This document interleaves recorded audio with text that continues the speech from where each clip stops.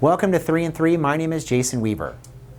Today we're going to be talking about inflation, the housing market, and securitized debt. So inflation has become a hot topic among many Wall Street economists over the last couple months. And that's because we've gotten the highest reading of inflation since September of 2008. And April actually came in at about a 4.2% increase.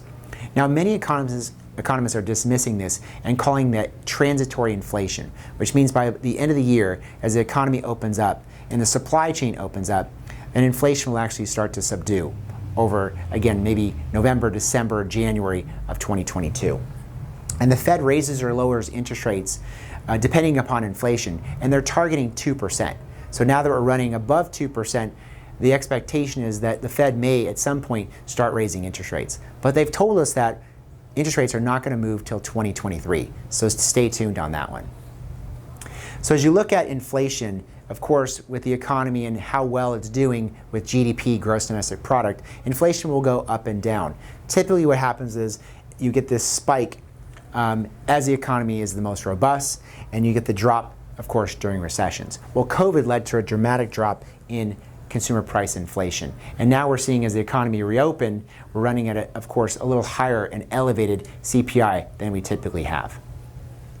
So the housing market. So the housing market has been actually one of the bright spots of the economy during COVID.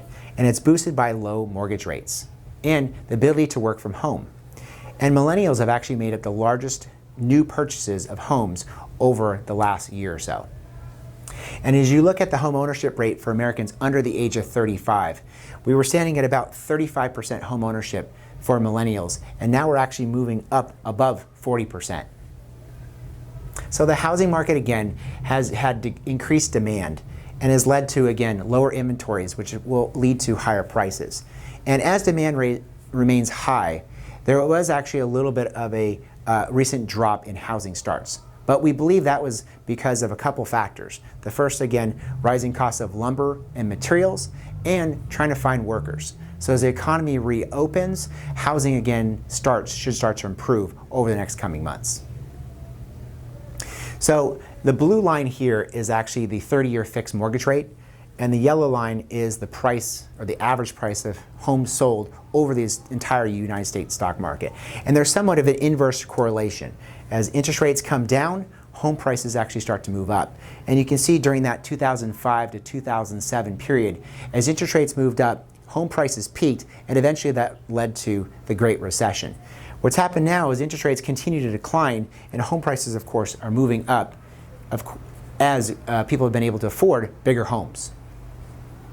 So securitized debt. So this is really how the world goes around if you think about it. So what is securitized debt? It's actually financial securities collateralized by assets such as mortgages, credit cards, student loans, auto loans, cell phones, and many other things.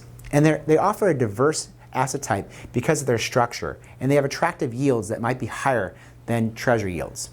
And the market stands at almost 15 trillion in size. So this is a market to pay attention to. As you look at the total debt balance and its composition, you can see that mortgages make up the largest proponent at about 69% of all securitized debt. And then you also have, again, home equity lines, auto loans at about 9%, 5% on credit cards, student loans at about 11%. So up until about October, we have data based on delinquencies, and this is the 90-day delinquency rate. And things are improving as, of course, the economy is opening up. And you can see mortgages have been one of the bright spots in the economy. We're also seeing that auto loans have been pretty good too.